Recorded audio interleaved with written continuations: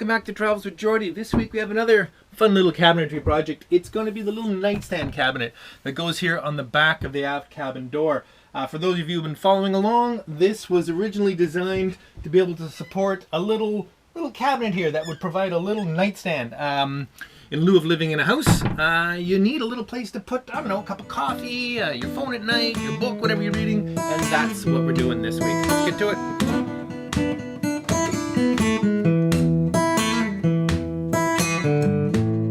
Hello and welcome to Travels with Geordie. My name is Peter and this good-looking fella here is Geordie, and we live together on this wooden motor cruiser here in Victoria, British Columbia, all the while fixing it up for some pretty extensive cruising someday. If that's the sort of thing you might be interested in, please consider sticking around and subscribing. We'd love to have you. I'd also really like to take the opportunity to thank my patrons, whom without I really wouldn't have the ability to do this every week. Thank you all so much. And for those of you who would like to win a Travels with Geordie t-shirt, stick around to the end of the episode and I'll show you how you can do that. Cheers! Let's get on with it. Okay, so basically if this is the door, the cabinet is going to sit on here as basically a carcass of 3/8 mahogany. I'll make a couple little details at the top and the bottom, and there'll probably be a little arch on the top. And in the top section of it, there's going to be a lift-up glass door that'll swing upwards. And in the bottom section of it, there'll be another little detail on there like that, like that.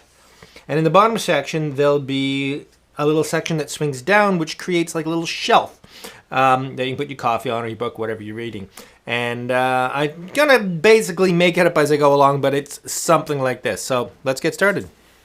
The carcass of this is going to be made up of this nice 3/8 sapelli mahogany I had dressed up. I had lots of this made, and this is the last reasonably good piece, cut into 2 strips. And you don't need to know all that. I'm going to just start chopping it up and putting it together, and it'll start to resemble something in a bit.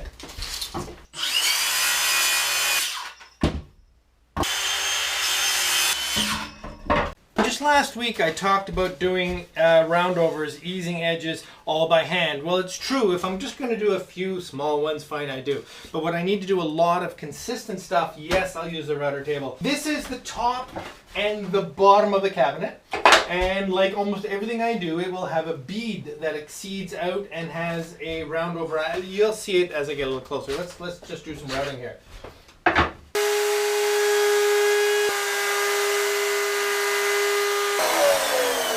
I'm going to route around the corner of a board, which means I'm going to route the end grain as well as the face grain. I always do the end grain first because there's a little more solid material there at the corner, so if it's going to chip off a little piece, hopefully it's a little piece that I'm going to route off later when I do the face. And obviously very, very gentle when I get to the end of the cut because that's when it's likely to blow out.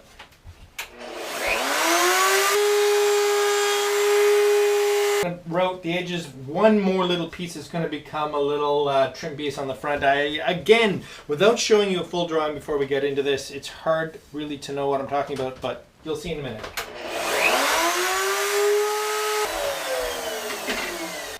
Okay, done with this for a bit.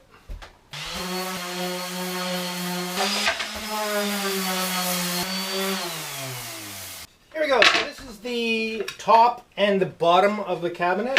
And basically the side pieces sit on like that, a little shy so that the bead sticks out a bit. Now, this is very lightweight construction. It's 3/8 material. It's going to be glued and pinned with my little stainless steel 23 gauge pin nailer together. That is completely inadequate for cabinetry, except the whole thing is going to be permanently affixed to the door. So the door becomes the basic structure for it. And I'll show you how we're going to do that after. Once it's protected from racking and twisting and it's held square by the door, 3/8 with glue and nails is plenty strong for what we're doing here. So anyway, I just have to mark out where the side panels are going to fit on here. 17¼ 18½, that's 5/8 on each side. So here we have the top, the bottom, the 2 sides, and the intermediate shelf. Now let's talk about glue for a second. In the last episode, I was using urethane glue, the Gorilla brand, and this is awesome stuff, very, very strong. In fact, a few people point out to me that it does say on the label that you should wet one side of the joint when you use this glue because it is cured by humidity. Now, I knew that, and I've been using this for decades. but I've never done it. Actually, I may have done it when I first got this stuff and started playing with it, but it just never, I've never had any joint failure with this stuff. It's incredibly strong, and the added step and the possibility of raising grain that I'm going to have to sand out later, I haven't bothered with it. Now, I'm not going to use this glue on this project. I'm going to use my second favorite glue, which is Titebond 3. You got to read the 3, because this is much better than Titebond 2. Is there even a Titebond 1? I don't know. This is actually fantastic glue. The great thing about it, it's waterproof, and it's also water cleanup. So for a project like this, where I am going to have a ton of leak out, only because I'm not a very good carpenter and I'm messy, there's going to be glue leaking out everywhere. I don't want to deal with urethane foaming up and hard to clean off. This stuff, wipe it with just the slightest bit of a cloth and a little bit of, maybe a little bit of damp cloth. I hate to do that because, again, raising the grain, but it's much more forgiving for this sort of stuff, and it doesn't have to be nearly as strong. So let's start this up. That's the shelf. We get to that in a minute. Here are the top and the bottom. The top is easy to tell because there's an imperfection on it. Okay, top, bottom, and 2 side pieces. Basically, they're going to go just like this. I got to make sure I have my mark in the right place for the lower shelf. So in an effort to keep this from being an absolute disastrous mess, I'm going to start first with the shelf, because that gets closed in, glue's done on that, and then we can move on from there. So, little glue on the far side, little glue on this side, and again, it's going to be everywhere, so I'm not going to worry about it, just get it on there. So this goes right there. Let's get the gun. Once this is all happy, I can put some more pins in. And the bottom. Excellent. Get some glue on the top.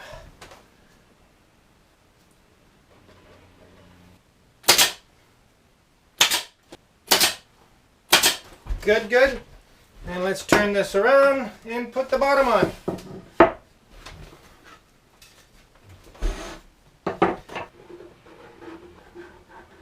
And up. Okay, there we go. So once I'm basically happy with it all, how it all went together, I can throw a few more pins in.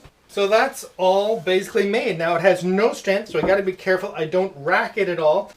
Okay, so now it's just clean it up and let it set up. Let's get on with some other stuff. Thing I forgot to do. Remember I made up this little piece? Well, this is to put a little bead on the front of this. Now it'll obviously be ripped smaller than that. So let me get on with that, and then I'll round over the ends. I'll just sand the ends of those over. So in here with another little bit of glue, just a little for kind of like, because it's going to get some nails too. Now the really elegant way to do this would have been to make another piece like this, all solid, and then cut horns out of the end. But you know what? I'm perfectly content with the way I've done this. This is just fine by me.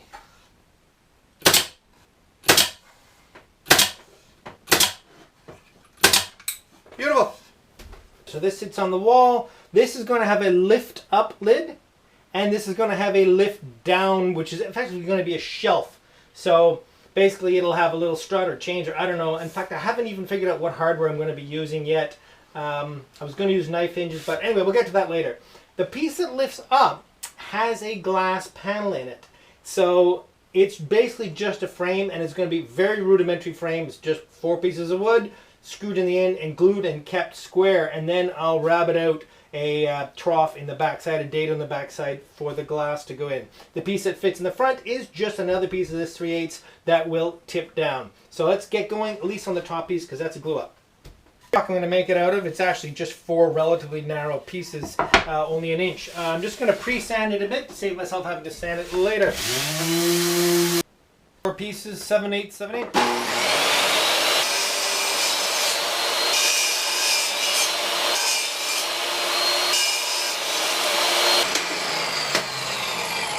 Simplest frame you could ever possibly build, but by the magic of awesome glue and a little bit of fasteners, this will end up being strong, beautiful, and very, very functional. Love my new Amana counterboards. They are absolutely fantastic.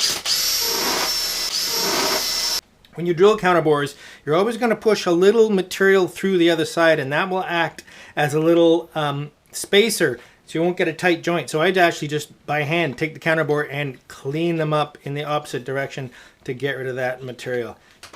It isn't an exotic little cabinet door, but let's do the best job we can with it, and that means making sure it stays square and a few other little bits to go with that. And you know what? I'm going to take the advice that I was given online, and I'm going to dampen the opposite ends just slightly. I have a little bit of wet, quite wet actually. That will go there and here and here, and then we'll put glue on the other parts. Okay, so there's going to be a little glob on all four of these corners. I'm just going to leave a glob on for now. Little bit of spread around here. Okay, flip these over and on. Flip these over and relatively into position. Get them reasonably close. These don't have to be too tight, just to keep it together. Okay. One more trick is to use my famous little squeeze clamp here, and that'll make sure this stays together as I put the screw in.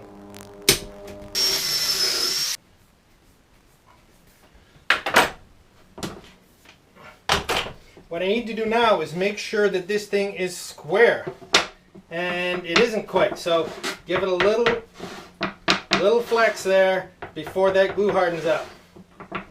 Very good. Important that it's square, but it's actually more important that it fits in the cabinet, and they're both square to each other. So I'm just going to set it in here. It should just fit. Yes, we go. Very nice. And what I'm going to do is I'm going to leave this basically right here to dry, and then I know that no matter what happens, when this all dries up, it will at least fit perfectly in my cabinet. Actually, that fits quite nicely. I'm just sitting here thinking about this lower panel, which is going to drop down like this. I liked seeing the styles of the upper door there, and I think I'll carry them through here. So what I'll do is I'll take a piece of stock, basically this is a cut off of that, and I'll attach it to the end of that, because that way I get to see the grain change. That way I'm not looking at a thin little piece of end grain when I open it, whereas I'll be looking at a nice thicker piece. And what that'll do for me, I think I've also decided I'm going to use knife hinges. Knife hinges, I'll have to draw it for you or something, or maybe by the time this is up I'll have bought some, but they'll sit in the corner, and one leg of it comes up on here and one leg of it comes up inside the frame, and it'll tip out. But this is much too thin to attach that to. So by adding some thicker stock at the end, I have enough meat for that to swing into, and I think that'll look pretty good. I can't actually use these pieces because I want them to be that wide on the front, on the face, but I need to put a dado in them so that they're structural, so that they're a little deeper here. So let's make those up. Oh yeah, right there. So now I need to take out a roughly 3/8 by 1/2 inch dado out of that.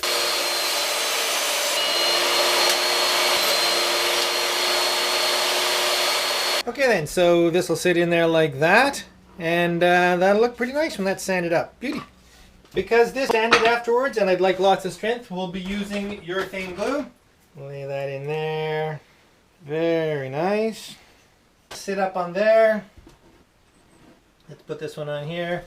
Slide them back and forth a little bit so the glue is really doing its thing. Likewise at this end. Yeah, there we go. Excellent. So the idea here would be so that I can put some pins in here now. From the back side, I want that nice and flush. Excellent. We don't need this anymore. I gotta get me a few more of these. And put it on this side. Have a look how it looks. Very nice. Very nice. And put some pins in. Excellent. Well, that should come out pretty nice by the time I sand that up a little bit. Alright, well then, good morning. This is nicely dried up, and I've had a quick look at it. It seems to be lovely and perfectly aligned. And we'll see how this set up. I'm sure it's perfectly square. So now it's just, you know, sort of fettling everything in, getting it right. And I have to cut a dado, rabbit, whatever you want to call it, in the back edge of this to support the glass panel that's going to go in there. And make some brackets. There's a few things yet to do, so let's get on with it. First up, let's have a look at this lower door here. And again, we had a quick look. I'm sure it's just fine. Seems perfectly smooth. Very, very nice. So the trick now is to put it back in the table saw and clean up the extensions, the little horns here, and clean up some of the foamed up glue inside and sand it up. Woohoo! Wow, solid. Love it.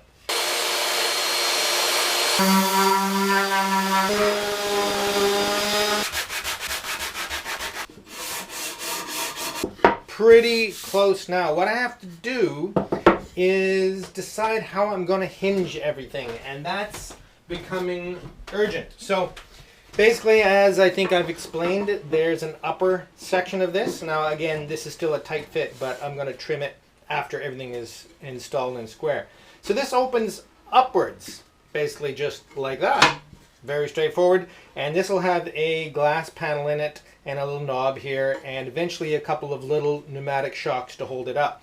It'll also need something in the way of a reasonably secure latch, because this cabinet will spend the bulk of its time sitting fore and aft, or in other words, sideways, so that the forces of the boat rolling, anything in here will be pushing against this door. So it has to have a secure latch, not just a friction latch. But that's something I can think about in the future. Now, there's also the lower door, cabinet, shelf, whatever we're going to call this. This thing sits in here, and it tips down like that, actually. It fits better this way. It tips down like that, and it becomes a little shelf you can put coffee or whatever on, and in here can be, I don't know. So, and it'll also, maybe it'll be on a chain. I don't know what'll support it, but I need to figure out what sort of hinge. Now, I was going to use a knife hinge, which is basically a little brass strip in here with a pin in it that matches a little brass strip that sits in here with a pin in the bottom, and they're dadoed or recessed otherwise into the side of the door and the cabinet, and they're neat. But you know, I started to think, I'm just going to put a pin in. All that really does for me is put a pin in the end of the hinge where the hinge should actually be.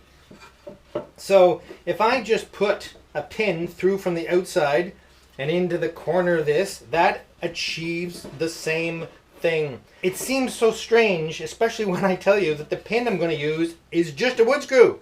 I'm just going to put a long wood screw in here and into here and plug it and call it done. I think it'll be just fine. Now, there's one little complication that would have happened also with the knife hinge, in that the bottom corner of this is going to have to be eased, because as this opens, it actually intersects the bottom shelf here. So I'm going to have to radius the bottom of this and on the same curve from the center line of wherever the screw goes. So I can put the screw right in the outside corner if that's possible. So I won't have to ease that too much. But I don't mind that at all. I kind of even like it, because it's just, I like the simplicity and the functionality of it. Anyway, we'll see if this is a mistake. It's a fun little cabinet. I think it'll look fine like that. Hello, I just wanted to show you guys these three amazing compasses that were on MV Geordie when I got her. And just incredible. Of course, the most straightforward is the main steering compass, which was at the helm. Unfortunately, this one does have a bubble in it, so needs its oil topped up. It's also missing a couple of the bits of the bracketry, but still lovely, lovely compass. And on the upper helm on the bridge deck, there was this sweet little gimbaled compass in this teak box, and there's not a single bubble in this one, which is amazing considering it was outside. But in some ways, most interesting, look at this thing. This is the compass that was used for the autopilot integrated. I'd never seen anything like this. It's basically a compass that's sitting on a gearhead. and this was connected to the actual steering system. So the logic of it, I suppose, is as the boat moves around, it turns around, and the single contact that's in here, because there's one electrical contact in there, triggers the boat to turn the other way. I'd have to think about the math for it a sec, but that is a pretty neat thing. This compass also has a few bubbles in it, so needs the oil topped up. Anyway, I just thought I'd show these off because I hate to admit it, sadly, I think I'm going to put at least this one up for sale because I can't imagine having any use for it. While I was designing the helm, I was desperately trying to find a way to put either of these compasses into the helm because I believe in principle of having a real compass at a helm, and I will, probably the smaller one of the two, because I can't really figure anywhere to put that beast. Lovely though.